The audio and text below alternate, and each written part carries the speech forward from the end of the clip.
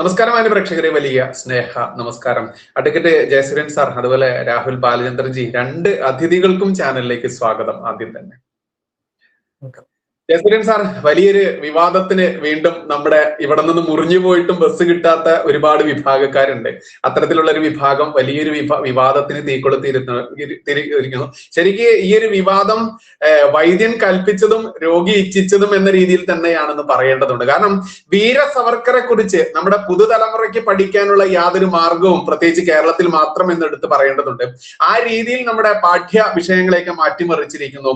ഇവിടെ 13,000-ലധികം വരുന്ന ഹിന്ദുവിനെ വെട്ടിക്കൂട്ടി കൊലപ്പെടുത്തിയ ക്രൂര കൊലപാതകികളെയൊക്കെ കർഷക സമരത്തിന്റെ പേരിൽ അത്ര വലിയ വീരോചിത സ്വീകരണം നൽകിക്കൊണ്ടും അവനെ നേതാവായി വാഴിച്ചുകൊണ്ടും അന്നത്തെ ആ വാളും കുന്തവും ഒന്നും അറബിക്കടലിൽ ഒഴുക്കിയിട്ടില്ലെന്ന് പറഞ്ഞ് മുദ്രാവാക്യം വിളിച്ച് ഞങ്ങളിതാ വരുന്നു നിന്റെയൊക്കെ കാലന്മാരെന്ന് പറഞ്ഞ അത്തരക്കാർക്ക് മുൻപിൽ വി ഡി സവർക്കർ എന്ന് പറയുന്ന വീര സവർക്കർ, ഈ വീര സവർക്കർ 27 വർഷത്തിനടുത്ത് ജയിൽവാസം അനുഭവിച്ചത് വരെ ഒരു ജനതയ്ക്കും അറിയാത്ത രീതിയിലേക്ക് നമ്മുടെ കേരള തലമുറയെ വാർത്തെടുത്ത വിദ്യാഭ്യാസ സമ്പ്രദായം എല്ലാത്തിനെയും ചോദ്യം ചെയ്തുകൊണ്ടും അതല്ലെങ്കിൽ എല്ലാത്തിനും ഉത്തരം നൽകിക്കൊണ്ടും ആരായിരുന്നു വീര സവർക്കർ എന്നുള്ളത് കൃത്യമായിട്ട് മറുപടി കൊടുക്കാൻ വേണ്ടി ഈ പറയുന്ന വൈദ്യൻ കൽപ്പിച്ചതും രോഗി ഇച്ഛിച്ചതും എന്ന രീതിയിൽ തന്നെ വന്നിരിക്കുന്ന ഈ വിവാദം എങ്ങനെയാണ് സാർ? കാസർഗോഡ് സ്കൂളിൽ നമ്മൾ കണ്ടു, ആ സ്കൂളിൽ വീര സവർക്കറെ കുറിച്ച് ഏറ്റവും കൂടുതൽ ബ്രിട്ടീഷുകാരുടെ പീഡനത്തിനിരയായി ജയിൽവാസം അനുഷ്ഠിക്കേണ്ടി വന്ന വീര സമരസേനാനി ആര് എന്ന ചോദ്യം ചോദിച്ചപ്പോഴേക്കും വീര സവർക്കർ എന്ന ഉത്തരം ആരെങ്കിലും പറയുമോ, അതല്ലെങ്കിൽ ആ കുട്ടികൾ അത് പഠിക്കുമോ എന്ന ഭയം കൊണ്ട് തന്നെ ആ സ്കൂളിൽ ആ ചോദ്യപേപ്പർ തയ്യാറാക്കിയ ഫ്രീഡം ക്വിസിലാണ് ആ ചോദ്യപേപ്പർ തയ്യാറാക്കിയത്. ആ അധ്യാപകനെ, ഗുരുപ്രസാദ് എന്ന് പറയുന്ന അധ്യാപകനെ സസ്പെൻഡ് ചെയ്തിരിക്കുന്നു. അതും വിദ്യാഭ്യാസ മന്ത്രിയായിട്ടുള്ള മുസ്ലിം ലീഗിന്റെ വിദ്യാഭ്യാസ മന്ത്രി തന്നെ എന്നെടുത്ത് പറയേണ്ടതുണ്ട്. അയാൾ തന്നെ നേരിട്ട് നടപ്പിലാക്കിയിരിക്കുന്നു. എങ്ങനെയാണ് ജയസുരൻ സാർ ഈ ഒരു വിഷയത്തെ നോക്കിക്കാണുന്നത്? ഇത്തരം വിവാദങ്ങളിലും ഇത്തരം നടപടികളും നല്ലതാണ് എന്നാണ് ഒറ്റ നോട്ടത്തിൽ എനിക്ക് തോന്നുന്നത്. കാരണം ആരാണ് വീര സവർക്കർ, എന്താണ് അദ്ദേഹം ചെയ്തത് എന്ന് പുതിയ കുട്ടികൾ, പുതിയ തലമുറ പഠിക്കും, തീർച്ചയായിട്ടും അന്വേഷിക്കുകയും ചെയ്യും. ഇപ്പോഴത്തെ പുതിയ തലമുറ പഴയതുപോലെ ബ്രിട്ടീഷ് വിദ്യാഭ്യാസത്തിന് കീഴടങ്ങുന്നവരല്ല. അവർക്ക് സ്വന്തമായിട്ട് കാര്യങ്ങൾ അന്വേഷിക്കാൻ സാധിക്കും. സോഷ്യൽ മീഡിയയിൽ തന്നെ വീര സവർക്കർ ആരാണ് എന്ന് വളരെ വ്യക്തമായി പ്രതിപാദിച്ചിട്ടുണ്ട്. എത്ര വേണമെങ്കിലും എവിഡൻസ് അവർക്ക് ലഭിക്കുകയും ചെയ്യും. മഹാത്മാഗാന്ധിയെ പോലെയല്ല, നെഹ്റുവിനെ പോലെയല്ല, പട്ടേലിനെ പോലെയല്ല വീര സവർക്കർ ഇന്ത്യൻ സ്വാതന്ത്ര്യ സമരത്തിൽ പോരാടിയത്. അതായത് മഹാത്മാഗാന്ധിയും നെഹ്റുവും പട്ടേലും പോലെയുള്ള കോൺഗ്രസ് നേതാക്കന്മാർ ഇന്ത്യയിൽ നിന്നുകൊണ്ടാണ് ഈ സ്വാതന്ത്ര്യ സമരത്തിന് നേതൃത്വം കൊടുത്തത്. പക്ഷേ സവർക്കർ എന്താണ് ചെയ്തത്? ഇവരെ പോലെ തന്നെ സവർക്കറും ബ്രിട്ടനിൽ പഠിക്കാൻ പോയി. പക്ഷേ അദ്ദേഹം ബ്രിട്ടനിൽ നിന്നുകൊണ്ട് ബ്രിട്ടനെതിരായിട്ടുള്ള സമരത്തിന് നേതൃത്വം കൊടുത്തു, സംഘടനയുണ്ടാക്കി, വിപ്ലവകരമായിട്ടുള്ള മുന്നേറ്റങ്ങൾ നടത്തി. അവസാനം അദ്ദേഹത്തിന് പഠിപ്പ് ഉപേക്ഷിക്കേണ്ടി വന്നു. എങ്കിൽ പോലും ബ്രിട്ടീഷ് സാമ്രാജ്യത്തിന്റെ മുഖത്ത് കയറി ചെന്നിട്ട് മൂക്കിനിടിക്കുന്നത് പോലെയുള്ള പ്രവർത്തനങ്ങൾ അദ്ദേഹത്തിന് ചെയ്യാൻ സാധിച്ചു. ലോകം മുഴുവൻ ഞെട്ടിപ്പോയ സംഭവങ്ങൾ ഞാൻ വിശദീകരിക്കേണ്ട കാര്യമില്ല. ഏതായാലും അങ്ങനെയുള്ള ഒരു ധീര ദേശാഭിമാനിയെ സംബന്ധിച്ചിടത്തോളം പിന്നീട് കാലം തിരിച്ചറിയുകയും ഇന്ദിരാഗാന്ധിയും മകൻ രാജീവ് ഗാന്ധിയുടെയും ഒക്കെ കാലഘട്ടത്തിൽ ആ വീര സവർക്കറെ വീരോചിതമായ രീതിയിൽ അംഗീകരിക്കാൻ തയ്യാറാവുകയും ചെയ്തു. ഇന്ത്യയുടെ മഹാനായ ധീരയോദ്ധാവ് എന്ന് മഹാത്മജിയെ കൊണ്ടുപോലും പറയിപ്പിച്ച ഒരു മഹാനായിട്ടുള്ള അദ്ദേഹത്തെ സംബന്ധിച്ചുള്ള ചോദ്യം ഇതായിരുന്നു: ഇന്ത്യൻ സ്വാതന്ത്ര്യ സമര ചരിത്രത്തിൽ ഏറ്റവും വലിയ ശിക്ഷ ഏറ്റുവാങ്ങിയ വ്യക്തി ആര് എന്നാണ്. ഇരട്ട ജീവപര്യന്തമാണ് അദ്ദേഹത്തിന് കൊടുത്തത്. എന്ന് പറഞ്ഞാൽ അന്നത്തെ കാലത്ത് ജീവപര്യന്തം 25 വർഷമാണ്. അപ്പോൾ 2 ജീവപര്യന്തം എന്ന് പറഞ്ഞാൽ 50 വർഷമാണ്. ആ 50 വർഷത്തെ ഇരട്ട ജീവപര്യന്തവും കഠിന തടവും അദ്ദേഹത്തിന് ലഭിച്ച ശിക്ഷകളെ കുറിച്ച് നമ്മൾ കേട്ടാൽ അങ്ങേയറ്റം ഭീകരമായിട്ടുള്ള അവസ്ഥയാണ്. അതൊക്കെ ഇന്ന് ഈ പബ്ലിക് ഡൊമൈനിൽ കിട്ടുമെന്നുള്ളത് കൊണ്ട് ഞാൻ കൂടുതൽ വിശദീകരിക്കുന്നില്ല. ഒരു മനുഷ്യ ശരീരത്തിനും മനസ്സിനും താങ്ങാൻ കഴിയുന്നതിനേക്കാൾ ക്രൂരമായിട്ടുള്ള പീഡനങ്ങളാണ് അദ്ദേഹം ഏറ്റുവാങ്ങിയത്. എന്നിട്ട് ഒരു കാലത്തും തിരിച്ചു വരില്ല. 50 വർഷത്തേക്ക് ജയിലിൽ അടയ്ക്കപ്പെടുന്ന ഒരു സ്വാതന്ത്ര്യ സമര സേനാനിയെ താരതമ്യം ചെയ്യുമ്പോൾ നെഹ്റുവും ഗാന്ധിയും ഒക്കെ എത്രയോ പിറകിലാണ്, എത്രയോ ചെറുതാണ്. ഇതിവിടുത്തെ കുട്ടികൾ പഠിക്കും, അവർ അന്വേഷിക്കും ആരാണ് സവർക്കർ എന്ന്. ആരാണ് സവർക്കർ എന്ന അന്വേഷണത്തിൽ ഇന്നത്തെ കുട്ടികൾക്ക് പാഠപുസ്തകങ്ങൾക്കപ്പുറത്തേക്കുള്ള സ്വാതന്ത്ര്യമുണ്ട്. അതുകൊണ്ട് അവർക്ക് അന്വേഷിക്കാൻ സാധിക്കുകയും ചെയ്യും. അപ്പോൾ തീർച്ചയായിട്ടും അവർ മനസ്സിലാക്കും ഗാന്ധിയെക്കാളും നെഹ്റുവിനേക്കാളും പട്ടേലിനേക്കാളും ഒക്കെ വളരെ ധീരോദാത്തമായ പോരാട്ടം നടത്തുകയും അതികഠിനമായ ക്രൂരമായ പീഡനങ്ങൾ ഏറ്റുവാങ്ങുകയും അങ്ങനെ അങ്ങേയറ്റം ദുരിതപൂർണമായ ജീവിതം തള്ളി നീക്കുകയും ചെയ്ത വ്യക്തിയാണ് വീര സവർക്കർ എന്ന് നമ്മുടെ കുട്ടികൾ തന്നെ മനസ്സിലാക്കും. അതിന് ഇത്തരം സംഭവങ്ങൾ സഹായകരമായി തീരും. ഏതായാലും അധ്യാപകനെതിരെ എടുത്തിരിക്കുന്ന കേസും അതിനെ തുടർന്നുള്ള നടപടികളും മുന്നോട്ട് വരട്ടെ. അപ്പോൾ വീര സവർക്കർക്ക് വേണ്ടി സത്യം തുറന്നു പറഞ്ഞ അധ്യാപകൻ എന്നുള്ള നിലയിൽ അദ്ദേഹവും തിരിച്ചറിയപ്പെടുകയും വാഴ്ത്തപ്പെടുകയും ചെയ്യും. കാലഘട്ടം അംഗീകരിക്കുന്ന ആദരവ് അദ്ദേഹത്തിന് നൽകുകയും ചെയ്യും. ഏതായാലും ദേശീയ മാനബിന്ദുക്കളോടും ദേശീയ പുരുഷന്മാരോടും സ്വാതന്ത്ര്യ സമര സേനാനികളോടും കേരളത്തിലെ ഭരണകൂടം ഇപ്പോൾ വച്ച് പുലർത്തിക്കൊണ്ടിരിക്കുന്ന അങ്ങേയറ്റം നിന്ദ്യവും നീചവുമായ രാജ്യവിരുദ്ധമായിട്ടുള്ള ഈ നിലപാട്, അതിനെക്കുറിച്ച് സുപ്രീം കോടതി വളരെ വ്യക്തമായി പറഞ്ഞിട്ടുണ്ട്. ഈ വീര സവർക്കറെ അങ്ങേയറ്റം ആക്ഷേപിച്ചുകൊണ്ട് നമ്മളുടെ ഇപ്പോഴത്തെ പ്രതിപക്ഷ നേതാവ് രാഹുൽ ഗാന്ധി അദ്ദേഹം നടത്തിയ പരാമർശങ്ങളെ സംബന്ധിച്ച് സുപ്രീം കോടതി വളരെ വ്യക്തമായി പറഞ്ഞു, മേലാൽ സ്വാതന്ത്ര്യ സമര സേനാനികളെ നിങ്ങൾ വന്ദിച്ചില്ല എങ്കിലും നിന്ദിക്കരുത്. ഇതിൽ കൂടുതൽ വ്യക്തമായി കോടതി ഒന്നും പറയേണ്ടതില്ലല്ലോ എന്ന് സൂചിപ്പിക്കുകയും ചെയ്തു. ഇതൊക്കെ നമ്മുടെ കൺമുമ്പിൽ നിൽക്കുമ്പോഴാണ് ഇവിടുത്തെ മുസ്ലിം ലീഗിന്റെ മന്ത്രി അല്ലെങ്കിൽ കോൺഗ്രസിന്റെ വിദ്യാഭ്യാസ മന്ത്രി, ഐക്യ ജനാധിപത്യ മുന്നണി ഇങ്ങനെ ഒരു തീരുമാനമെടുത്തത്. ആ തീരുമാനമെടുത്തില്ലെങ്കിൽ വി ഡി സതീശൻ മുഖ്യമന്ത്രി സ്ഥാനത്ത് ഉറച്ചിരിക്കാൻ സാധ്യമല്ല എന്ന് വി ഡി സതീശൻ അറിയാം. ആ തീരുമാനമെടുത്തില്ലെങ്കിൽ കോൺഗ്രസ് മുഖ്യമന്ത്രി എന്നുള്ള ഒരു സംസ്ഥാനം നഷ്ടപ്പെടും എന്ന് കോൺഗ്രസുകാർക്കറിയാം. ഇതിനെ തുറന്ന് എതിർത്താൽ കനൽ ഒരു തരിയായി ബാക്കി നിൽക്കുന്ന കമ്മ്യൂണിസം കെട്ടുപോകും അല്ലെങ്കിൽ കെടുത്തിക്കളയും എന്ന് അവർക്കും അറിയാം. ഇവരുടെ കയ്യിൽ നിന്ന് പട്ടും വളയും പാരിതോഷികവും വാങ്ങിക്കാൻ നിൽക്കുന്ന സാഹിത്യ സാംസ്കാരിക ബുദ്ധിജീവികളും അങ്ങനെയുള്ള നായകളും എല്ലാവർക്കും ഇത് നന്നായിട്ട് അറിയാം. മീഡിയ ജീവിക്കുന്നത് ഇവരൊക്കെ കൊടുക്കുന്ന പരസ്യം കൊണ്ടായതുകൊണ്ട് മീഡിയയ്ക്കും അതറിയാം. അപ്പോൾ സത്യത്തെ തമസ്കരിക്കാൻ വേണ്ടിയുള്ള കേരളത്തിന്റെ ഈ ഒരു പോരാട്ടം, അതായത് സത്യത്തോടുള്ള പോരാട്ടം, ദേശീയതയോടുള്ള പോരാട്ടം, ദേശീയ മാതൃകാ പുരുഷന്മാരും ധീരസേനാനികളോടുള്ള പോരാട്ടം ഒരു കാലത്ത് വിജയിപ്പിക്കാൻ അവർക്ക് കഴിയില്ല. കാരണം ഈ രാജ്യം അതിശക്തമായി തിരിച്ചടിക്കും. ഇത്തരം തേരോട്ടങ്ങളും ഇത്തരം തേജോബദ്ധങ്ങളും എത്രയോ കണ്ടു ഭാരതം. അപ്പോൾ അവിടെ നിന്നൊക്കെ അവർ ഉയർത്തെഴുന്നേറ്റ് വരുന്ന കാഴ്ച ഇന്ന് നമുക്ക് കാണാമല്ലോ. ഏറ്റവും നല്ല ഉദാഹരണമല്ലോ സർദാർ വല്ലഭായ് പട്ടേൽ. നെഹ്റു കുടുംബത്തിന്റെ പിന്നിൽ അങ്ങനെ ഒരു ചരിത്രം വേണ്ട എന്ന് തീരുമാനിച്ചുകൊണ്ട് പട്ടേലിനെ കോൺഗ്രസ് ഭരണകാലത്ത് തമസ്കരിച്ചത് നമുക്കറിയാം. അതായത് പ്രധാനമന്ത്രി ആരായിരിക്കണം എന്നുള്ള തിരഞ്ഞെടുപ്പ് നടന്ന സമയത്ത് ഒരു വോട്ട് മാത്രം കിട്ടിയ പണ്ഡിറ്റ് ജവഹർലാൽ നെഹ്റുവും 15 വോട്ടുകൾ 15 പ്രവിശ്യകളിൽ നിന്ന് 15 വോട്ടുകൾ നേടിയ സർദാർ വല്ലഭായ് പട്ടേലും ഗാന്ധിജിയുടെ കുബുദ്ധി ഒന്നുകൊണ്ട് മാത്രം ആ 15 വോട്ട് കിട്ടിയ പട്ടേലിനെ വെട്ടിമാറ്റിയിട്ട് ഒറ്റ വോട്ട് കിട്ടിയ നെഹ്റുവിനെ, ആ ഒറ്റ വോട്ട് കിട്ടിയെന്ന് പറയുമ്പോൾ തന്നെ അറിയാമല്ലോ, നെഹ്റു തന്നെ നെഹ്റുവിന് വോട്ട് ചെയ്തതാണ്, അല്ലാതെ വേറൊരാൾ വോട്ട് ചെയ്തിട്ടില്ല. അങ്ങനെ ഒറ്റ വോട്ട് കിട്ടിയ നെഹ്റു, സ്വന്തം വോട്ട് കിട്ടിയ നെഹ്റുവിനെ പ്രധാനമന്ത്രിയാക്കിയ കോൺഗ്രസ്, ആ കോൺഗ്രസ് അക്കാലം മുതൽ ഇന്നുവരെ ഇസ്ലാമിക തീവ്രവാദത്തിന്റെ വിടുപണി ചെയ്യുന്ന ദാസന്മാരും അടിമകളുമാണ്. അത് തന്നെയാണ് ഇപ്പോൾ ഇവിടെ ഈ അധ്യാപകന്റെ കാര്യത്തിലും സംഭവിച്ചിരിക്കുന്നത്. പക്ഷെ കാലം കണക്ക് ചോദിക്കും. ഇതിനൊക്കെ തിരിച്ചടി അതിശക്തമായിരിക്കും. സത്യം എന്താണ് എന്നുള്ളത് പുതിയ തലമുറ അറിയും. അതിന് ഈ നടപടി സഹായകരമാകും എന്നാണ് ഞാൻ വിശ്വസിക്കുന്നത്. രാഹുൽ ബാലചന്ദ്രൻജിയെ നമ്മുടെ പ്രേക്ഷകർക്ക് അറിയാൻ പറ്റും. നമ്മുടെ ചാനലിൽ തന്നെ 100ഓളം എപ്പിസോഡുകൾ വീര സവർക്കറെ കുറിച്ചുള്ള വീഡിയോകൾ ചെയ്ത ഒരു മാന്യ മഹത്വ വ്യക്തിത്വം തന്നെയാണ്. അദ്ദേഹം ഇല്ലാതെ ഈ ചർച്ച പൂർണ്ണതയിലേക്ക് എത്തില്ല. അതുകൊണ്ട് തന്നെയാണ് അദ്ദേഹത്തെ നമ്മൾ അതിഥിയായിട്ട് ക്ഷണിച്ചതും.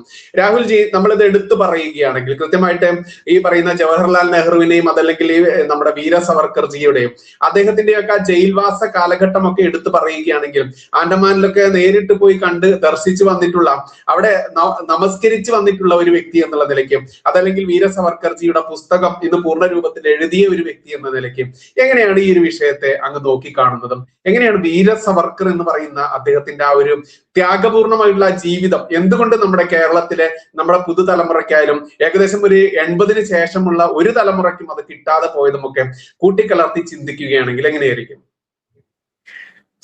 എനിക്ക് ആദ്യം പറയാൻ തോന്നുന്നത്, ഈ കാസർഗോട്ടെ അധ്യാപകൻ ചോദിച്ച ചോദ്യം കഴിഞ്ഞ ഒരു 75 കൊല്ലമായിട്ട് എന്തുകൊണ്ട് ആരും ചോദിച്ചില്ല എന്നുള്ളതാണ്. ആ ഒരു ചോദ്യം, ഒരൊറ്റ ചോദ്യം കൊണ്ട് ഈ സവർക്കറിനെതിരെ ബിൽഡ് ചെയ്ത് വന്ന സകല നരേറ്റീവ്സും പെട്ടെന്ന് നിന്നുപോയി. അത് ഒരു 10-75 കൊല്ലം മുമ്പ് ചോദിക്കേണ്ട ചോദ്യമായിരുന്നു. രണ്ട്, ഈ സവർക്കറിന്റെ ത്യാഗത്തെക്കുറിച്ച് പറയുമ്പം നമ്മള് ഈ കോൺഗ്രസ് നേതാക്കൾ കിടന്ന ജയിലുകളും സവർക്കർ കിടന്ന ജയിലുകളും തമ്മിൽ അജഗജാന്തരം വ്യത്യാസമുണ്ട്. ഞാൻ കലാപ്പാനിയിൽ പോയിട്ടുണ്ട്. അവിടെ ചെന്ന് കഴിയുമ്പോൾ സെല്ലുലാർ ജയിലിന്റെ ഇപ്പം 3 ടവറുകളെ അവശേഷിക്കുന്നുള്ളൂ. അതിലെ ഓരോ ഫ്ലോറിലും കിടന്ന വിപ്ലവകാരികളുടെ പേര് അവിടെ കല്ലില് കൊത്തിവെച്ചിട്ടുണ്ട്. അതിൽ നോക്കിക്കഴിഞ്ഞാൽ അതിൽ ഒരു കോൺഗ്രസ്സുകാരനും ഇല്ല. ഒരു കോൺഗ്രസ്സുകാരൻ പോലും സെല്ലുലാർ ജയിലിൽ കിടന്നിട്ടില്ല. അവരാരും സവർക്കർ അനുഭവിച്ച ത്യാഗം അനുഭവിച്ചിട്ടില്ല എന്ന് മാത്രമല്ല, സവർക്കർ അനുഭവിച്ചതിന്റെ 10-1 പോലും ഒരു കോൺഗ്രസ്സുകാരൻ പോലും അനുഭവിച്ചിട്ടില്ല. 10-1 അനുഭവിച്ചിരുന്നെങ്കിൽ അവരിൽ പലരും സ്വാതന്ത്ര്യ സമരം എന്നുള്ള പരിപാടിയെ വിട്ടിട്ട് പോയേനെ. മാത്രവുമല്ല, ഈ കോൺഗ്രസ് ഗാന്ധിയൻ കോൺഗ്രസ്സുകാർ അവർക്ക് ജയിലിൽ എല്ലാ സൗകര്യങ്ങളും ചെയ്തു കൊടുത്തിരുന്നു. ബ്രിട്ടീഷുകാര് പലപ്പോഴും അവർ ജയിലിൽ പോലും അല്ല കടന്നിരുന്നത്. ആഗാഖാൻ പാലസ് പോലുള്ള കൊട്ടാരങ്ങളായിരുന്നു ജയിലായിട്ട് അവർക്ക് വേണ്ടി കൺവേർട്ട് ചെയ്ത് കൊടുത്തിരുന്നത്. ജവഹർലാൽ നെഹ്റു അദ്ദേഹത്തിന്റെ മിക്ക പ്രധാന പുസ്തകങ്ങളും, ഗ്ലിംസസ് ഓഫ് വേൾഡ് ഹിസ്റ്ററി ആണെങ്കിലും ഡിസ്കവറി ഓഫ് ഇന്ത്യ ആണെങ്കിലും അദ്ദേഹത്തിന്റെ ആത്മകഥയാണെങ്കിലും ഒക്കെ എഴുതിയിരിക്കുന്നത് ജയിലിൽ വെച്ചാണ്. കാരണം അദ്ദേഹത്തിന് അത് എഴുതാനുള്ള റെഫറൻസ് മെറ്റീരിയൽസും പേപ്പറും പെന്നിനും എല്ലാം ജയിലിൽ കൊടുത്തിരുന്നു.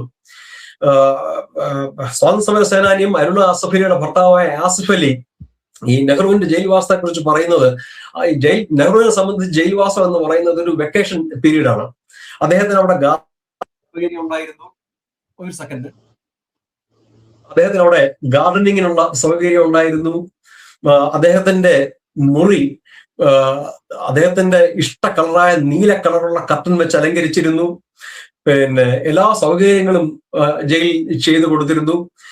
കൂടാതെ ഇവർക്ക് ജയിലിൽ ജോലികൾ ഉണ്ടായിരുന്നില്ല. ഇപ്പൊ ഗാന്ധിയൻ സമരഭടന്മാർ ജയിലിൽ കിടക്കുമ്പോൾ അവർക്ക് പ്രത്യേകിച്ച് ജോലിയൊന്നും ഉണ്ടായിരുന്നില്ല. അവർക്ക് ഒരു ജോലിയും അവരെ കൊണ്ട് ആരും ഒന്നും ചെയ്യിച്ചിരുന്നില്ല. അവർക്ക് ടോർച്ചറിങ്ങും അനുഭവിക്കേണ്ടി വന്നിരുന്നില്ല.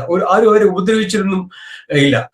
അബുൽ കലാം ആസാദിന്റെ ആത്മകഥയിൽ അദ്ദേഹം പറയുന്നുണ്ട് അവരുടെ റുട്ടീൻ എങ്ങനെയായിരുന്നു. 1942 ഇവര് അഹമ്മദാബാദ് ജയിലിൽ കടന്നപ്പോൾ ഈ നെഹ്റു, പട്ടേൽ, അബുൽ കലാം ആസാദ് കടന്നപ്പോൾ അവിടുത്തെ റുട്ടീൻ എങ്ങനെയായിരുന്നു. അതായത് രാവിലെ ബെഡ് കോഫി, 8 മണിക്ക് ബ്രേക്ക്ഫാസ്റ്റ്, പിന്നെ എഴുതാനും വായിക്കാനുള്ള സമയം, ഉച്ചയ്ക്ക് ലഞ്ച് ബ്രേക്ക്, പിന്നെ വിശ്രമിക്കാനുള്ള സമയം, അതിനുശേഷം കോഫി ബ്രേക്ക്, പിന്നെ ഡിന്നർ, എക്സസൈസ് ചെയ്യാനുള്ള സമയം.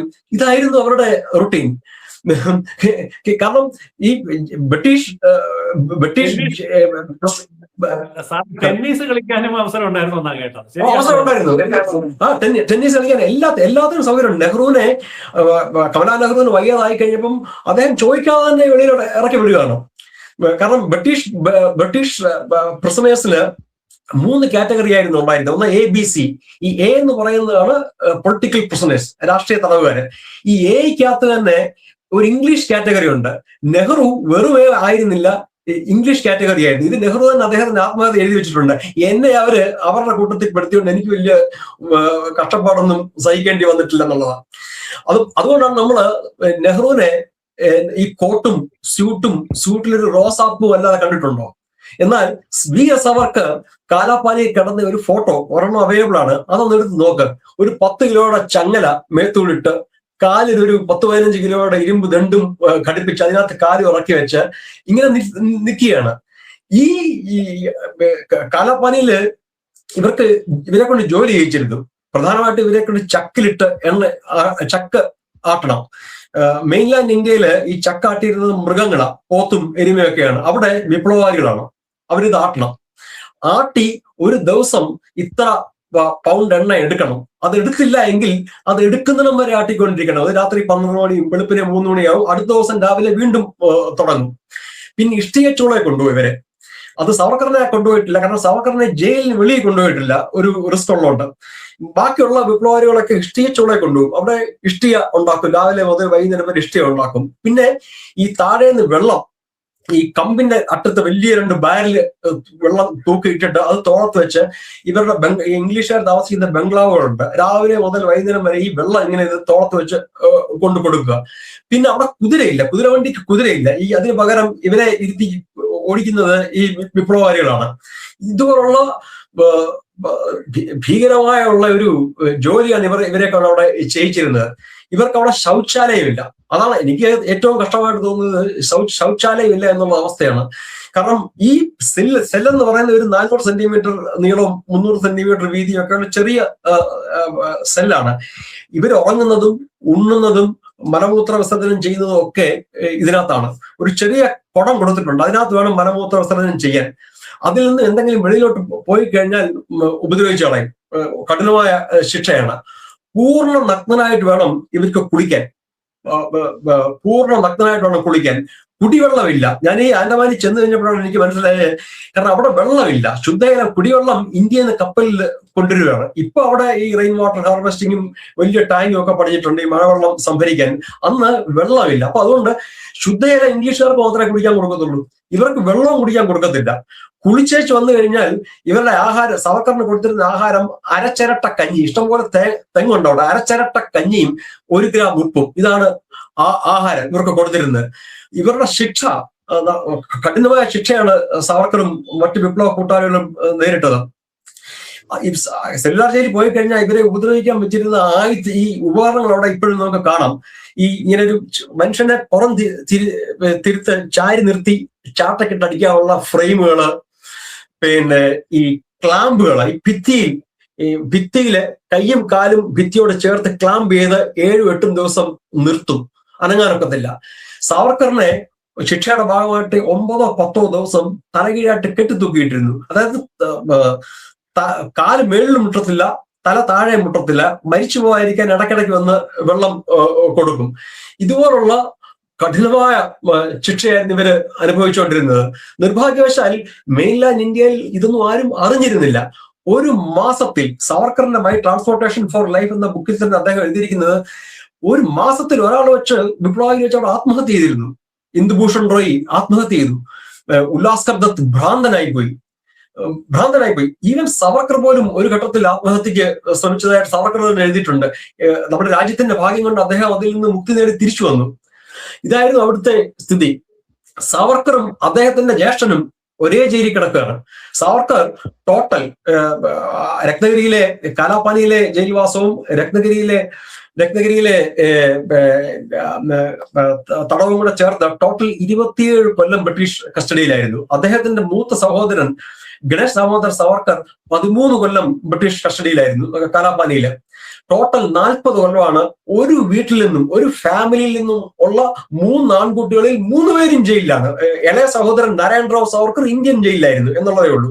അതായത് ഒരു വീട്ടിൽ നിന്നുള്ള 3 സഹോദരന്മാരും ജയിലിൽ കിടന്ന എനിക്ക് തോന്നുന്നില്ല മറ്റൊരു ഫാമിലി ഇന്ത്യയിൽ ഉണ്ടായിരിക്കുമെന്ന്.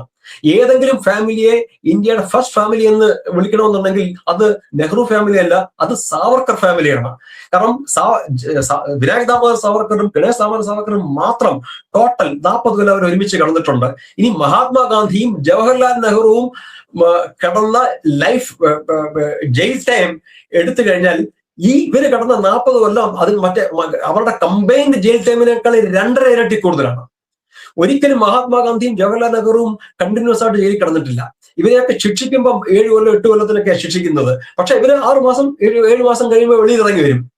പക്ഷെ സവർക്കറിന്റെ ജയിൽവാസം കണ്ടിന്യൂസ് ആണ്. 1910 അകത്തുപോയ അദ്ദേഹം 1937 തിരികെ വെളി വരുന്നത്. അങ്ങനെയുള്ള വ്യക്തിയാണ് രാഹുൽ ഗാന്ധിയെ പോലെയുള്ള രാഷ്ട്രീയ നേതാക്കള് അധിക്ഷേപിക്കുന്നത്. അത് അക്ഷന്തവ്യമായ തെറ്റാണ്, അനുവദിച്ചു കൊടുത്തുകൂടാതെ. ഓക്കെ, ജയസൂര്യൻ സാർ, നമ്മൾക്കറിയാം ഇപ്പൊ PM ശ്രീ എന്ന് പറയുന്ന ആ ഒരു വിദ്യാഭ്യാസ നയത്തിനെതിരെയൊക്കെ ഇവിടെ സമര കോലാഹലങ്ങളൊക്കെ നമ്മൾ കണ്ടതാണ്. പിണറായി വിജയൻ ഇറങ്ങിപ്പോകുന്നതിന് മുൻപ് അതുമായി ചേർന്ന് ഒപ്പിടുന്ന വിഷയം നമ്മൾ കണ്ടതാണ്. അതിനുശേഷം ഇന്ന് കോൺഗ്രസ് ഭരണം UDF ഭരണം വന്നതിന് ശേഷം അത് തുടർന്നു പോകുന്നത് കണ്ടതാണ്.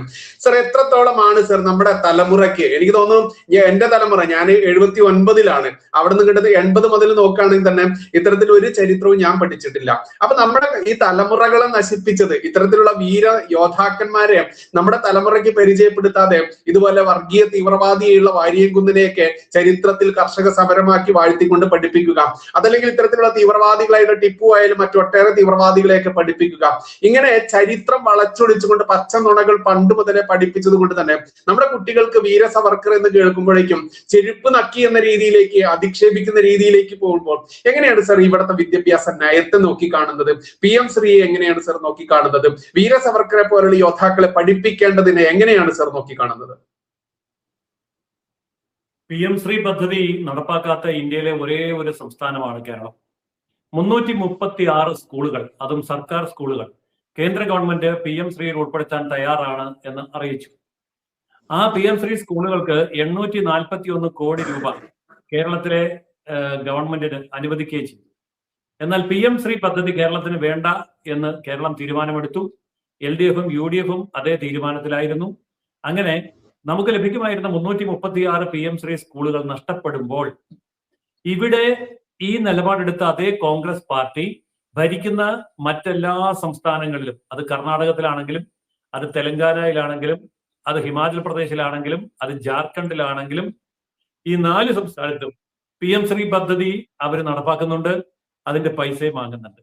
പിന്നെ കേരളത്തിൽ മാത്രം എന്തുകൊണ്ട് കോൺഗ്രസ് വാങ്ങുന്നില്ല? ഒറ്റ കാരണമേ ഉള്ളൂ, മുസ്ലിം ലീഗിനെ ഭയപ്പെട്ടിട്ട് തന്നെ. മുസ്ലിം ലീഗിനെ പേടിയാണ്. അപ്പോൾ PM ശ്രീ പദ്ധതി ഒപ്പിടാൻ കോൺഗ്രസ് തയ്യാറായാൽ, മുസ്ലിം ലീഗ് പിന്തുണ പിൻവലിച്ചാൽ ഭരണം പോകും. അതുകൊണ്ടാണ് ഈ ഭയം. അപ്പോൾ കേരളം ഭരിക്കുന്നത് കോൺഗ്രസ് അല്ല, മുസ്ലിം ലീഗ് ആണെന്ന് വ്യക്തം. അതുകൊണ്ട് സംഭവിക്കുന്ന നഷ്ടം, ഇന്ത്യയുടെ യഥാർത്ഥത്തിലുള്ള വിദ്യാഭ്യാസത്തിന്റെ മെയിൻ സ്ട്രീമിലേക്ക് കേരളം കടന്നു വരാനേ പോകുന്നില്ല. പരമ്പരാഗതമായ പഴയ സിലബസുകളും കാലഹരണപ്പെട്ട സബ്ജക്റ്റുകളും കാലഹരണപ്പെട്ട പഠന രീതിയും പരീക്ഷാ സമ്പ്രദായങ്ങളും അതുപോലെ പരിശീലനമില്ലാത്ത അധ്യാപകരും പരിശീലനം ലഭിക്കാത്ത കുട്ടികളും ഒരു കാലത്തും ഗതി പിടിക്കാത്ത ഒരു ജനതയെ സൃഷ്ടിക്കുക എന്ന ലക്ഷ്യത്തോടു കൂടി തന്നെയാണ് കേരളത്തിലെ ഇടത് വലത് മുന്നണികൾ കേരളത്തിന്റെ വിദ്യാഭ്യാസ രംഗത്തെ കൈയാളുന്നത്. അവരെ സംബന്ധിച്ച് ഒരു ലക്ഷ്യം മാത്രമേ ഉള്ളൂ, കേരളത്തെ രക്ഷപ്പെടുത്തിയതും വളർത്തിയതും ഇവിടുത്തെ മുസ്ലിങ്ങളാണ് എന്ന് വരുത്തി തീർക്കുന്ന തരത്തിൽ വളച്ചൊടിക്കപ്പെട്ട കൃത്രിമ ചരിത്രം സൃഷ്ടിച്ച് അത് പാഠപുസ്തകങ്ങളാക്കി കുട്ടികളെ മസ്തിഷ്ക പ്രക്ഷാളനം ചെയ്തുകൊണ്ട് മറ്റൊരു നിലവാരത്തിലേക്ക് കൊണ്ടുപോവുക, അതായത് ഇന്ത്യ വിരുദ്ധമായ നിലപാടിലേക്ക് കൊണ്ടുപോവുക. അതാണ് കേരളത്തിന്റെ വിദ്യാഭ്യാസ നയം. അപ്പോൾ ഇത് കേരളത്തിന്റെ വിദ്യാഭ്യാസ നയമല്ല, ഇത് മുസ്ലിം ലീഗിന്റെ വിദ്യാഭ്യാസ നയം. അതിനെ കേരളത്തിന് മേൽ അടിച്ചേൽപ്പിക്കുന്നു. അതുകൊണ്ട് നഷ്ടം സംഭവിക്കുന്നത് ഇവിടുത്തെ ജനതയ്ക്കാണ്. ഞാനൊരു വസ്തുത ചൂണ്ടിക്കാണിക്കാൻ ആഗ്രഹിക്കുന്നത്, പണ്ടൊക്കെ മറ്റ് സംസ്ഥാനങ്ങളിൽ നിന്നുള്ളവർ കേരളത്തിലേക്ക് തൊഴിൽ തേടി വന്നിരുന്നുവെങ്കിൽ ഇന്ന് കേരളത്തിലുള്ളവർ മറ്റു സംസ്ഥാനങ്ങളിലേക്ക് തൊഴിൽ തേടി പോകാനുള്ള പ്രധാനപ്പെട്ട കാരണം, മറ്റു രാജ്യങ്ങളിലേക്ക് പഠിക്കാനും തൊഴിലിനും വേണ്ടി പോകുന്നതിന്റെ പ്രധാനപ്പെട്ട കാരണം, ദേശീയ നിലവാരമോ അന്തർദേശീയ നിലവാരമോ ഉള്ള വിദ്യാഭ്യാസം കൊടുക്കാൻ നമുക്ക് സാധിക്കുന്നില്ല. നമ്മളെ സംബന്ധിച്ചിടത്തോളം മുസ്ലിം ലീഗിന്റെ വിദ്യാഭ്യാസമാണ് കേരളത്തിലെ ഏറ്റവും വലിയ വിദ്യാഭ്യാസം. എന്നിട്ട് ഏറ്റവും രസകരമായ കാര്യം, മുസ്ലിം ലീഗിന്റെയും കോൺഗ്രസിന്റെയും CPM-ന്റെയും അടക്കം കുട്ടികൾ ഈ പറയുന്ന ഈ കേന്ദ്ര ഗവൺമെന്റിന്റെ കേന്ദ്ര സർക്കാരിന്റെ ഇതേ സിലബസ്, അതായത് PM ശ്രീ സ്കൂളുകളിൽ പഠിപ്പിക്കുന്ന അതേ സിലബസ് പഠിക്കുന്ന കേരളത്തിലെ 2009 സ്കൂളുകളുണ്ട്. ഒന്നും രണ്ടും അല്ല, 2009 സ്കൂളുകളുണ്ട്. അതായത് CBSE സ്കൂളുകൾ, ICSE സ്കൂളുകൾ, കേന്ദ്രീയ വിദ്യാലയങ്ങൾ, ജവഹർ നവോദയ വിദ്യാലയങ്ങൾ, അതുപോലെ സൈനിക് സ്കൂളുകൾ, ഇങ്ങനെയുള്ള സ്കൂളുകളെല്ലാം കൂടെ എടുത്താൽ 2009 സ്കൂളുകളുണ്ട്. ഈ 2009 സ്കൂളുകളിലാണ് സഖാക്കന്മാരുടെയും കോൺഗ്രസുകാരുടെയും ഒക്കെ മക്കൾ പഠിക്കുന്നത്, മുസ്ലിം ലീഗുകാരന്റെ മക്കളും പഠിക്കുന്നത്. എന്നിട്ട് അവരൊക്കെ യഥാർത്ഥത്തിൽ കേന്ദ്ര വിദ്യാഭ്യാസ നയത്തിനനുസരിച്ചുള്ള സിലബസ് പഠിച്ച് മിടുക്കരായി സമൂഹത്തിന്റെ ഉന്നതികളിലേക്ക് വരുമ്പോൾ ഇവിടെ കൊടി പിടിക്കുകയും മുദ്രാവാക്യം ചെയ്യുകയും പോസ്റ്റർ ഒട്ടിക്കുകയും ചെയ്യുന്ന കോൺഗ്രസിന്റെയും കമ്മ്യൂണിസ്റ്റിന്റെയും ലീഗിന്റെയും ഒക്കെ സാധാരണക്കാരന്റെ പാവപ്പെട്ടവന്റെ മക്കള് ഇവരുടെ കാലഹരണപ്പെട്ട സിലബസും പഠിച്ച് അവസാനം 10ാം ക്ലാസ് കഴിയുമ്പോഴേക്കും സംസ്ഥാനത്ത് നിന്ന് പലായനം ചെയ്യേണ്ട ഗതികേടിലേക്ക് വരുന്നു. ഈ ഗതികേടിനെ സൃഷ്ടിച്ചുകൊണ്ടാണ് LDF UDF ഭരണം നടക്കുന്നത്. അതായത് അവരുടെ രാഷ്ട്രീയം നിലനിൽക്കുന്നത് ഈ നിരക്ഷരരുടെ ഭാവിയിലാണ്. നേരെ മറിച്ച് ഏതെങ്കിലും ഒരു കോൺഗ്രസ്സുകാരന്റെ, ഞാൻ കൃത്യമായിട്ട് പറയാമല്ലോ, കേരള മുഖ്യമന്ത്രിയുടെ മക്കൾ പഠിച്ചത്, അതായത് VD സതീശന്റെ മക്കൾ പഠിച്ചത് കേന്ദ്ര വിദ്യാഭ്യാസ നയം അനുവർത്തിക്കുന്ന CBSE സ്കൂളുകളിലാണ്. അതുപോലെ തന്നെ പ്രതിപക്ഷ നേതാവ് പിണറായി വിജയന്റെ മകൾ വീണയുടെ മക്കൾ പഠിക്കുന്നത് അവരും ഇതേപോലെയുള്ള കേന്ദ്ര സിലബസിൽ തന്നെയാണ്. അവിടെ ന്യൂ എഡ്യൂക്കേഷൻ പോളിസിയാണ്, അവിടെ PM ശ്രീയുടെ സിലബസ് ആണ്, അതിനൊന്നും ഒരു കുഴപ്പമില്ല. അതേപോലെ നമ്മുടെ MA ബേബി, CPM-ന്റെ അഖിലേന്ത്യാ സെക്രട്ടറി MA ബേബിയുടെ മക്കളും ഒക്കെ പഠിച്ചത് എവിടെയാണ്? അവരും ഇതേ സിലബസിൽ തന്നെയാണ് പഠിപ്പിക്കുന്നത്. അപ്പൊ കമ്മ്യൂണിസ്റ്റ് നേതാക്കളും CPM നേതാക്കളും കോൺഗ്രസ് നേതാക്കളും ലീഗ് നേതാക്കളും അവരുടെ മക്കളെ കേന്ദ്രത്തിന്റെ കീഴിലുള്ള ഇതേ സിലബസിൽ പഠിപ്പിച്ച് മിടുക്കരാക്കി രക്ഷപ്പെടുത്തുമ്പോൾ അവരുടെ അണികളെ അവർ പഠിക്കുന്ന സ്കൂളുകളിൽ ഇതൊന്നും പാടില്ല എന്നുള്ള നയം അവർ സ്വീകരിക്കുന്നത് അവരുടെ അണികളാണ് ആദ്യമായി തിരിച്ചറിയേണ്ടത്. കാരണം ഈ നിയമം ഉണ്ടാക്കുകയോ നിയമത്തെ എതിർക്കുകയോ ചെയ്യുന്ന MLA-മാർ, MP-മാർ, അത് നടപ്പാക്കുന്ന മന്ത്രിമാർ, ഇവരടക്കമുള്ളവരുടെ മക്കളൊക്കെ കേന്ദ്ര സിലബസിൽ പഠിക്കുകയും ഇവരുടെ അനുയായികളുടെ മക്കളൊക്കെ സ്റ്റേറ്റ് സിലബസിൽ പഠിക്കുകയും ചെയ്യുന്ന വിരോധാഭാസം. ഇത് ഇവിടുത്തെ സാധാരണക്കാരൻ തിരിച്ചറിഞ്ഞാൽ ഈ കമ്മ്യൂണിസ്റ്റ്, കോൺഗ്രസ്, ലീഗ് നേതാക്കന്മാരെ അവർ തന്നെ ഇല്ലായ്മ ചെയ്യും. പക്ഷെ നിർഭാഗ്യവശാൽ കേരളത്തിൽ അത്തരത്തിലുള്ള ഒരു ചർച്ച നടക്കുന്നില്ല. ഈ യാഥാർത്ഥ്യങ്ങൾ ജനങ്ങൾ മനസ്സിലാക്കുന്നില്ല എന്നുള്ളതാണ് വാസ്തവം. രാഹുൽജി, എങ്ങനെയാണ് ഇനി കൂടുതൽ കൂട്ടിച്ചേർക്കുകയാണെങ്കിൽ ഈ ഒരു വിഷയത്തിൽ നമ്മൾ കാസർഗോഡ് ഈ വിഷയത്തെ മാത്രം മാറ്റി വെക്കുകയാണെങ്കിൽ നമ്മുടെ പുതുതലമുറ പോലും ഈ വീര സവർക്കർ അതല്ലെങ്കിൽ വീര സവർക്കറെ പോലെയുള്ള യോദ്ധാക്കളുടെ ആ ചരിത്രം പഠിക്കേണ്ടതിന്റെ ആവശ്യകത എങ്ങനെയാണ് അതിനെ കൂടി ചേർത്ത് പറയുകയാണെങ്കിൽ? നമ്മള് വീര സവർക്കറിന്റെ മാത്രമല്ല, ഇപ്പം ജയസൂര്യ സാർ പറഞ്ഞ പോലെ നെഹ്റു ഫാമിലി, നമ്മുടെ ഒരു ഹിസ്റ്ററി എഴുതി വെച്ചിരിക്കുന്ന രീതി എന്ന് പറഞ്ഞാൽ സ്വാതന്ത്ര്യ സമരം എന്ന് പറഞ്ഞാൽ അത് ബ്രിട്ടീഷുകാർ വന്നതിന് ശേഷമാണ് നമുക്ക് സ്വാതന്ത്ര്യം നഷ്ടപ്പെട്ടു എന്നുള്ള ഒരു കോൺസെപ്റ്റ്. ആ ബ്രിട്ടീഷുകാരെ ആര് പുറത്താക്കി? നെഹ്റു, ഗാന്ധി, കോൺഗ്രസ്. ഇതാണ് നമ്മളെ പഠിച്ചുകൊണ്ടിരിക്കുന്നത്. അതിനുള്ളൊരു പ്രധാന കാരണം സ്വാതന്ത്ര്യം കിട്ടിക്കഴിഞ്ഞപ്പം ഭരണം കോൺഗ്രസിന്റെ കയ്യിലേക്ക് വന്നു. അവര് ഈ യഥാർത്ഥത്തിൽ സ്വാതന്ത്ര്യത്തിന് വേണ്ടി രക്തം ഒഴുക്കിയ യഥാർത്ഥ വിപ്ലവകാരികളെയും യഥാർത്ഥ സ്വാതന്ത്ര്യ സമര സേനാനികളെയും ഈ സിനിമയ്ക്കകത്തൊക്കെ ഈ വലിയ സൂപ്പർ സ്റ്റാറുകൾ ഇങ്ങനെ പൂന്ത് വിളയാടുമ്പം ഈ സൈഡ് ആക്ടേഴ്സ് ഇരിക്കത്തില്ലയോ, ആ പരുവത്തിനാക്കി വിട്ടു കളഞ്ഞു. എന്നിട്ട് ഞങ്ങളാണ് സ്വാതന്ത്ര്യ സമര സേനാനികൾ എന്നുള്ള രീതിയിൽ തലമുറയെ പഠിപ്പിച്ച് കാരണം കൊച്ചിലെ തൊട്ട് നമ്മളെ ഇങ്ങനെ പഠിപ്പിച്ചിരിക്കുകയാണ്.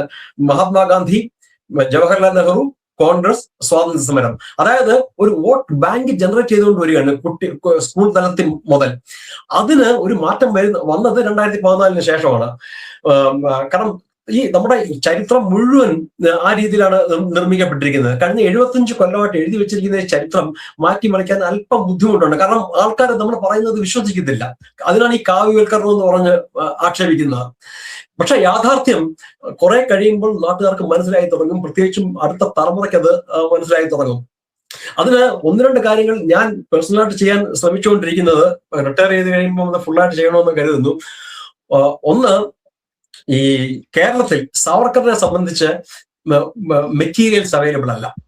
ഇപ്പൊ ഞാൻ ഇപ്പം ചെയ്യുന്നത് എന്റെ ഐച്ഛിക വിഷയം കമ്പ്യൂട്ടർ സയൻസ് ആണെങ്കിലും എന്റെ ഇഷ്ട വിഷയം ഇന്ത്യൻ ഹിസ്റ്ററിയാണ്. ഞാൻ അതിൽ തന്നെ 2020 മുതൽ ഞാൻ ഫോക്കസ് ചെയ്യുന്നത് വി ഡി സാവർക്കറിനെ കുറിച്ചാണ്. അദ്ദേഹത്തിനെ കുറിച്ചാണ് ഞാൻ പഠിച്ചുകൊണ്ടിരിക്കുന്നത്. ഇപ്പം ഡോക്ടർ വിക്രം സമ്പത്ത് എഴുതിയ 2 വോളിയം പുസ്തകമുണ്ട്. അതിനെ ആസ്പദമാക്കി ഒരു 70 ആർട്ടിക്കിൾസ് ഒരു കളക്ഷൻ, അതൊരു പുസ്തകമായിട്ട് ഇറക്കാൻ ഞാൻ ശ്രമിക്കുകയാണ്. അതൊന്ന്. 2, സാവർക്കറിന്റെ ലിറ്ററേച്ചർ കഴിയുന്നത്ര കൂടുതലും മറാഠിയിലാണ്, അത് മലയാളത്തിലേക്ക് ട്രാൻസ്ലേറ്റ് ചെയ്യുക.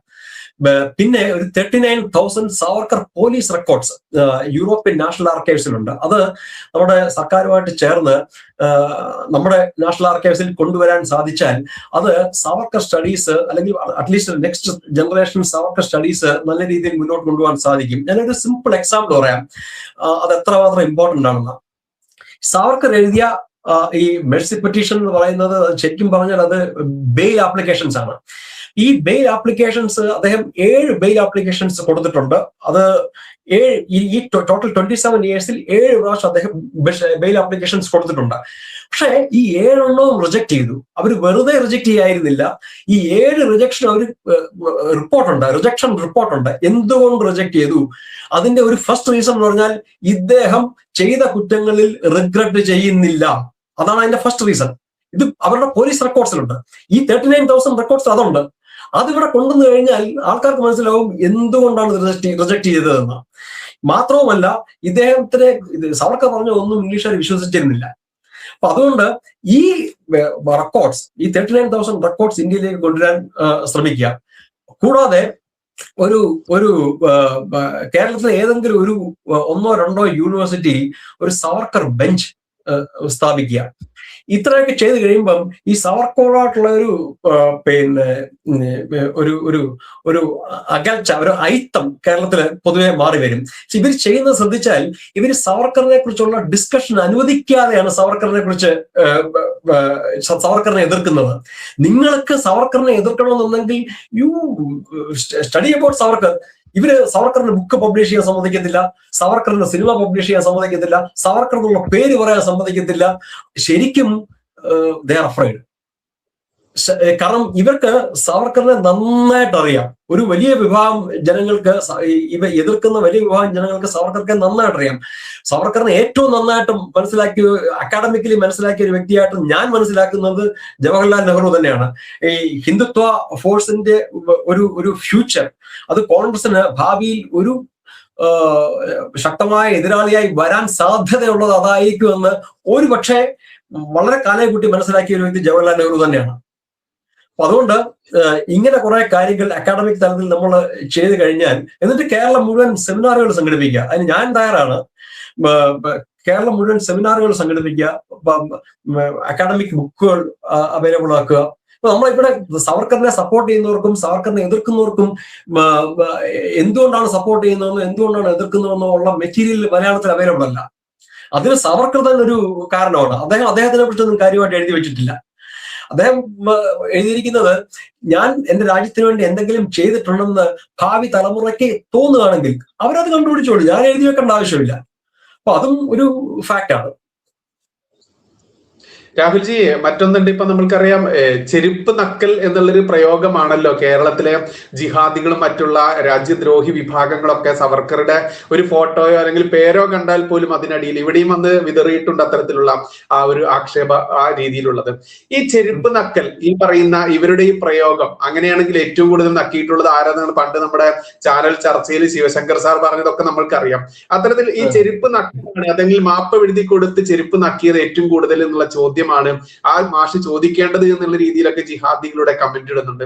ഇതിനെ എങ്ങനെയാണ് ഒന്ന് വിവരിച്ച്, ജിഹാദികൾക്ക് വേണ്ടി ഒരു മറുപടി ആണെങ്കിൽ എങ്ങനെയാണ് പറയുക? ഈ ചെരുപ്പ് നക്കി എന്നുള്ളത് അങ്ങനെ ആയിരിക്കുന്ന ഈ കാലാപ്പാനി സിനിമയ്ക്ക് ശേഷമാണ് ചെരുപ്പ് നക്കി എന്ന് വിളിക്കുന്നത്.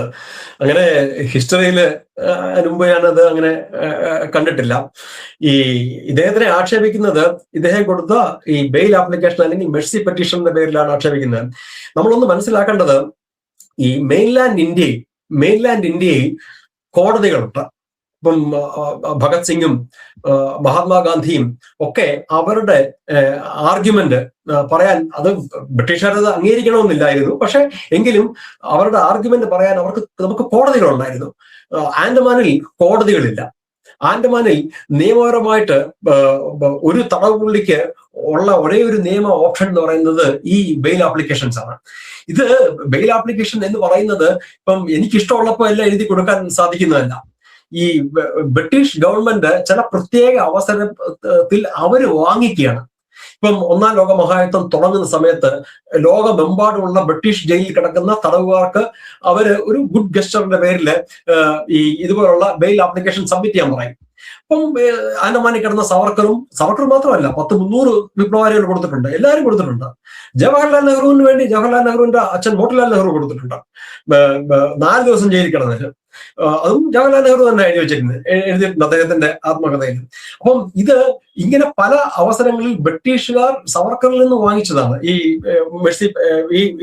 Bail applications. അപ്പൊ അത് സവർക്കർ പറയുന്നത്, നിങ്ങൾ ഇപ്പൊ ഇതിനകത്ത് ജയിലിൽ കിടന്ന് മരിച്ചുകൊണ്ട് നിനക്കും ഒരു ഗുണമില്ല, രാജ്യത്തിനും ഒരു ഗുണമില്ല, നീ എങ്ങനെയെങ്കിലും വെളിയിലിറങ്ങ. ഒരു വിപ്ലവകാരിയുടെ ആദ്യത്തെ ഉത്തരവാദിത്വം എന്ന് പറഞ്ഞാൽ സ്വയം സ്വതന്ത്രനാവുക എന്നുള്ളതാണ്. സ്വയം സ്വതന്ത്രനാവുക, സ്വാതന്ത്ര്യ സമരത്തിലേക്ക് തിരികെ പോവുക, ഒരു 50 പേരെ വിളിച്ചുകൂട്ടി അവന്റെ മാളത്തിന് പോയി തീയിടുക, അതാണ് ചെയ്യേണ്ടത്. അതിന് ഇങ്ങനെ എഴുതി കൊടുത്താൽ വിടുമെങ്കിൽ ഇറങ്ങിപ്പോവാം. പക്ഷെ സവർക്കറിനെ വിട്ടില്ല. ബാക്കി 300-350 പേരെ വിട്ട സച്ചിന്ദ്രനാഥ് സന്യാൽ അടക്കം, മഹർഷി അരവിന്ദന്റെ സഹോദരൻ ബരീൻ ഘോഷ് അടക്കം എല്ലാവരും വെളിയിൽ വന്നത് ഇതുപോലുള്ള പെറ്റീഷൻ എഴുതി കൊടുത്തിട്ടാണ്. പക്ഷെ ഒരു കൺസിഡറേഷനും ഒരു പരിഗണനയും ലഭിക്കാതിരുന്ന 2 തടവുകാർ BD സവർക്കറും GD സവർക്കറുമാണ്. അവർക്ക് ഒരു പരിഗണനയും കൊടുത്തിരുന്നത്. ബാക്കിയുള്ള എല്ലാവർക്കും 5 കൊല്ലം കഴിയുമ്പോൾ അവർക്ക് സെല്ലുലാർ ജയിലിന് പുറത്ത് താമസിക്കാനുള്ള സൗകര്യം ചെയ്തു കൊടുക്കും. വർഷത്തിൽ 1 കത്ത് വീട്ടിലേക്ക് എഴുതാൻ അനുവദിച്ചിരുന്നു. ഇതൊന്നും സവർക്കറിനോ അദ്ദേഹത്തിന് അനിയനോ ചെയ്തു കൊടുത്തിരുന്നില്ല. പക്ഷേ കാരണം അതുകൊണ്ടാണ് ഇപ്പോൾ സവർക്കർ എവിടെയെങ്കിലും മാപ്പ് എഴുതി കൊടുത്തു എന്ന്, മാപ്പ് അല്ലെങ്കിൽ I regret for my activities എന്ന ഒരു മെൻഷൻ അദ്ദേഹത്തിന്റെ ഒരു ബെയിൽ ആപ്ലിക്കേഷൻസിലും ഇല്ല. മാത്രവുമല്ല, സാവർക്കർ കൊടുത്ത ബെയിൽ ആപ്ലിക്കേഷൻ എല്ലാം അവസാനിക്കുന്നത്, അദ്ദേഹത്തിന്റെ ബെയിൽ ആപ്ലിക്കേഷൻസ് ഒന്നും അദ്ദേഹത്തിന് വേണ്ടി മാത്രമായിരുന്നില്ല, ആ തടവിൽ കിടക്കുന്ന എല്ലാവർക്കും വേണ്ടിയുള്ളതാണ്. അദ്ദേഹം എഴുതുന്നത് എനിക്കും എന്റെ കൂടെ കിടക്കുന്ന എല്ലാവരെയും റിലീസ് ചെയ്യാൻ ആവശ്യപ്പെട്ടുകൊണ്ടുള്ള ബെയിൽ ആപ്ലിക്കേഷൻസ് ആണ്. അതിൽ ഞാൻ തടസ്സമാണെങ്കിൽ എന്നെ ഒഴിച്ചു നിർത്തി ബാക്കിയുള്ളവരെ റിലീസ് ചെയ്യൂ, അതിൽ ഞാൻ സന്തുഷ്ടനായിരിക്കും എന്നാണ് എഴുതിയിരിക്കുന്നത്. അപ്പം ഈ കമ്മ്യൂണിസ്റ്റുകാര് ചെരുപ്പ് തക്കി എന്ന് പറയുന്നതുകൊണ്ട് അർത്ഥമില്ല. അധികം താമസിയാതെ കമ്മ്യൂണിസ്റ്റ് സ്റ്റേജുകളിൽ സാവർക്കർ പ്രത്യക്ഷപ്പെടും. കാരണം ഈ സാവർക്കർ ഒരു ദേശീയവാദി ആയിരുന്നെങ്കിലും ബ്രിട്ടീഷ് സാമ്രാജ്യമായിട്ടുള്ള യുദ്ധത്തിൽ കമ്മ്യൂണിസ്റ്റുകൾ സാവർക്കറിനെ ധാരാളം ഇംഗ്ലണ്ടിൽ വെച്ച് സഹായിച്ചിട്ടുണ്ട്, ലിബറലുകൾ സഹായിച്ചിട്ടുണ്ട്, ഐറിഷ് റിപ്പബ്ലിക്കൻ ആർമി സഹായിച്ചിട്ടുണ്ട്. സാവർക്കർ ആദ്യത്തെ ഇന്റർനാഷണൽ കേസ് സാവർക്കറിന്റെ പേരിലാണ്. ഭാരതത്തിലെ ആദ്യത്തെ ഇന്റർനാഷണൽ കേസ് നടക്കുന്നത് സാവർക്കർ മാർസെ തുറമുഖത്ത് വെച്ച് കപ്പലിൽ നിന്ന് ചാടി. അത് പിന്നീട് ഇംഗ്ലണ്ടും ഫ്രാൻസും തമ്മിലുള്ള വലിയ നയതന്ത്ര യുദ്ധമായിട്ട് മാറി. അതിന്റെ പേരിൽ ഫ്രാൻസും ഇംഗ്ലണ്ടും ഇന്റർനാഷണൽ കോർട്ട് ഓഫ് ആർബിട്രേഷനിൽ പോയി. സാവർക്കറിന് വേണ്ടി ഇന്റർനാഷണൽ കോർട്ട് ഓഫ് ആർബിട്രേഷനിൽ ഹാജരായത് കാൾ മാർക്സിന്റെ ചെറുമകൻ ജീൻ ലിങ്ക്യോട്ട് ആണ്. അപ്പം നമ്മുടെ സ്വതന്ത്ര ഭാരതത്തിന് വേണ്ടി ആദ്യത്തെ ദേശീയ പതാക ഉണ്ടാക്കിയത് സാവർക്കറാണ്. ആ പതാക ആദ്യമായിട്ട് ഉയർത്തുന്നത് 1907 സ്റ്റുട്ട്ഗാർട്ടിൽ വെച്ച് നടന്ന ഇന്റർനാഷണൽ സോഷ്യലിസ്റ്റ് കോൺഫറൻസിൽ വെച്ചാണ്. മാഡം കാമയാണ് അത് ഉയർത്തുന്നത്. അപ്പം സാവർക്കറെ കൂടുതൽ പഠിച്ചു കഴിഞ്ഞാൽ ഏറ്റവും കൂടുതൽ സാവർക്കർക്ക് അനുഭാവികൾ ഉണ്ടാവാൻ പോകുന്നത് കേരളത്തിലെ CPV എന്നായിരിക്കും. ഓക്കെ, ജയസൂര്യൻ സാർ, എന്താണ് ഇനി കൂടുതൽ കൂട്ടിച്ചേർക്കാനുള്ളത്? ഇപ്പോൾ നമ്മളിവിടെ ചർച്ച ചെയ്ത വിഷയങ്ങളിൽ തമസ്കരിക്കപ്പെട്ട ഭാരതത്തിന്റെ ചരിത്രം തീർച്ചയായിട്ടും പുറത്തു വരിക തന്നെ ചെയ്യും. അത് നമ്മുടെ സ്കൂളുകളിലും യൂണിവേഴ്സിറ്റികളിലും പഠിക്കപ്പെടുക തന്നെ ചെയ്യും. ഇപ്പോൾ നമ്മൾ നടത്തിയ ഈ ചർച്ചയിൽ എനിക്ക് തോന്നുന്ന ഒരു കാര്യം, സവർക്കറുടെ പേരിൽ യൂണിവേഴ്സിറ്റി തന്നെ ഉണ്ടാവും. സവർക്കറുടെ സയൻസ്, അതായത് ഇപ്പൊ ഗാന്ധിയൻ സ്റ്റഡീസ് എന്നൊക്കെ പറയുന്നത് പോലെ ഇപ്പോ ഇവിടെ ശ്രീ രാഹുൽ ബാലേന്ദ്രൻ സൂചിപ്പിക്കേണ്ടായി ചെയറുകൾ സ്ഥാപിക്കണം എന്നത്. അപ്പോൾ ഗാന്ധിയൻ സ്റ്റഡീസിൽ ഡിഗ്രിയും PG യും PhD യും എടുക്കാവുന്നത് പോലെ സവർക്കർ സ്റ്റഡീസിൽ ഡിഗ്രിയും PG യും PhD യും എടുക്കുന്ന ഒരു കാലം ഇന്ത്യയിൽ ഉണ്ടാകും. സവർക്കർ യൂണിവേഴ്സിറ്റി നല്ല യൂണിവേഴ്സിറ്റികൾ തന്നെ ഉണ്ടാകും. കാലം കണക്ക് ചോദിക്കുക തന്നെ ചെയ്യും. കാരണം അത്ര കഠിനമായിട്ടുള്ള ത്യാഗമാണ് സവർക്കർ ചെയ്തത്. അതുകൊണ്ട് സവർക്കറെ ഭാരതവും വിശിഷ്യ കേരളവും തിരിച്ചറിയാൻ പോവുകയാണ്. അദ്ദേഹം സൂചിപ്പിച്ചതുപോലെ കമ്മ്യൂണിസ്റ്റുകാരായിരിക്കും സവർക്കറുടെ ആരാധകരായിട്ട് വരിക. കമ്മ്യൂണിസ്റ്റ് പാർട്ടിയുടെ വേദികളിൽ സവർക്കറുടെ പടം വെക്കുന്ന കാലഘട്ടം വരും. കാരണം ആരെയൊക്കെ കമ്മ്യൂണിസ്റ്റുകാർ തള്ളിപ്പറയുകയും ചീത്ത വിളിക്കുകയും ചെയ്തിട്ടുണ്ടോ അവരുടെയൊക്കെ പടം പിന്നീട് കമ്മ്യൂണിസ്റ്റ് വേദികളിൽ വെച്ച് സിന്ദാബാദ് വിളിക്കുന്ന ചരിത്രമാണ് കമ്മ്യൂണിസത്തിനുള്ളത് എന്നുള്ളത് കൊണ്ട് തീർച്ചയായിട്ടും ഇവിടുത്തെ ദേശീയവാദികൾ ആശങ്കയോടെ കാത്തിരിക്കേണ്ടത് സവർക്കറെ കമ്മ്യൂണിസ്റ്റുകാരെ തട്ടിയെടുക്കുന്നത് എങ്ങനെ എന്നുള്ളതായിരിക്കും. ഏതായാലും അങ്ങനെ ഒരു കാലഘട്ടത്തിന്റെ, അങ്ങനെ ഒരു യുഗത്തിന്റെ തുടക്കം കുറിക്കാൻ നമ്മുടെ ഈ ചർച്ചയും സഹായകരമാവട്ടെ എന്നാണ് എന്റെ ആശംസ. ഏതായാലും ശ്രീ രാഹുൽ ബാലചന്ദ്രൻജി ഒരു ദൗത്യത്തിന് എൻ്റെ അടുത്ത് സംസാരിച്ച സമയത്ത് പറഞ്ഞിട്ടുണ്ടായിരുന്നു, കേരളത്തിലല്ല എവിടെയാണെങ്കിലും ഈ ഒരു വിഷയത്തിൽ തർക്കത്തിന് അദ്ദേഹം തയ്യാറാണ്. ചരിത്രപരമായുള്ള തെളിവ് സഹിതം ചർച്ചയ്ക്ക് അദ്ദേഹം തയ്യാറാണ്. അത് ഒരു വെല്ലുവിളിയായിട്ട് തന്നെ നമ്മൾ ഈ ഒരു പ്ലാറ്റ്ഫോമിൽ വെക്കുകയാണ്. വീര സവർക്കറിനെ കുറിച്ച് നിങ്ങൾ ആക്ഷേപിക്കുന്ന ഓരോ ആക്ഷേപങ്ങളും അത് തെളിവ് സഹിതം ചർച്ച നടത്താൻ വേണ്ടി, അതല്ലെങ്കിൽ സംവദിക്കാൻ നട്ടെല്ലുണ്ടെങ്കിൽ, ധൈര്യമുണ്ടെങ്കിൽ, അതല്ലെങ്കിൽ എന്റെ സ്വതസിദ്ധമായ ഭാഷയിൽ പറയുകയാണെങ്കിൽ ഒറ്റ തന്തയ്ക്ക് പിറന്നവന്മാരാരെങ്കിലും ഉണ്ടെങ്കിൽ, ധൈര്യമുണ്ടെങ്കിൽ വാടാ എന്ന് മാത്രമേ പറയാനുള്ളൂ. ഈ ധീര ദേശസ്നേഹിയായിട്ടുള്ള 27 വർഷത്തോളം കഠിനമായിട്ടുള്ള ക്രൂരതകൾ അനുഭവിച്ചുകൊണ്ട് ജയിലിൽ കിടന്നിട്ടുള്ള ആ മനുഷ്യനെ തേജോവധം ചെയ്യുന്ന ജിഹാദികളായാലും സകല രാജ്യദ്രോഹികളായാലും നിങ്ങളോട് ഒരു നാൾ കാലം കാത്ത് കണക്ക് ചോദിക്കാതെ പോവില്ല എന്നുള്ളതാണ് യാഥാർത്ഥ്യം. അതിന്റെ ആ ഒരു സമയം ആഗതമായിരിക്കുന്നു. അത് കാസർഗോഡിൽ നിന്ന് തന്നെ ആരംഭിച്ചു എന്നുള്ളതാണ് യാഥാർത്ഥ്യം. ഏതായാലും ആ ചോദ്യപേപ്പർ തയ്യാറാക്കിയ ആ അധ്യാപകനെ സസ്പെൻഡ് ചെയ്തതോടുകൂടി തന്നെ ഏറ്റവും കൂടുതൽ ഈ ഒരു വിഷയം ചർച്ച ചെയ്യപ്പെടാനുള്ള കാരണമായി തീർന്നു. അതുകൊണ്ട് തന്നെ ഞാൻ ആദ്യം പറഞ്ഞ പോലെ വൈദ്യൻ കൽപ്പിച്ചതും രോഗി ഇച്ഛിച്ചതും പാലി എന്ന രീതിയിൽ തന്നെ ഞങ്ങളും ഇത് തന്നെയാണ് ആഗ്രഹിക്കുന്നത് എന്ന് ഉറക്കെ പറയുകയാണ്. ഏതായാലും രാഹുൽ ബാലചന്ദ്രൻജി ആയാലും ജയസൂര്യൻ സാറായാലും കൃത്യമായിട്ടും ഈ കുറഞ്ഞ സമയം കൊണ്ട് തന്നെ ആ ഒരു വലിയ ചരിത്രം ആളുകളുടെ മുൻപിലേക്ക് ഇട്ടു എന്ന് തന്നെ പറയേണ്ടതുണ്ട്. രണ്ട് അതിഥികൾക്കും ഒരുപാട് നന്ദിയുണ്ട്. മാന്യ പ്രേക്ഷകർക്ക് ഒരുപാട് നന്ദി. വീര സവർക്കറെ സ്നേഹിക്കുന്ന, വീര സവർക്കറുടെ വീരേതിഹാസ കഥകൾ, ചരിത്രം, അതിനെ സ്നേഹിക്കുന്ന ആളുകൾ മാക്സിമം ആളുകളിലേക്ക് ഈ വീഡിയോ എത്തിക്കുക എന്ന് മാത്രമേ പറയാനുള്ളൂ. മറ്റൊരു വിഷയമായിട്ട് വരുന്നത് വരെ അതിഥികളെ അതുപോലെ പ്രേക്ഷകരെ നന്ദി, നമസ്കാരം. ജയ് ഹിന്ദ്, ജയ് ശ്രീറാം.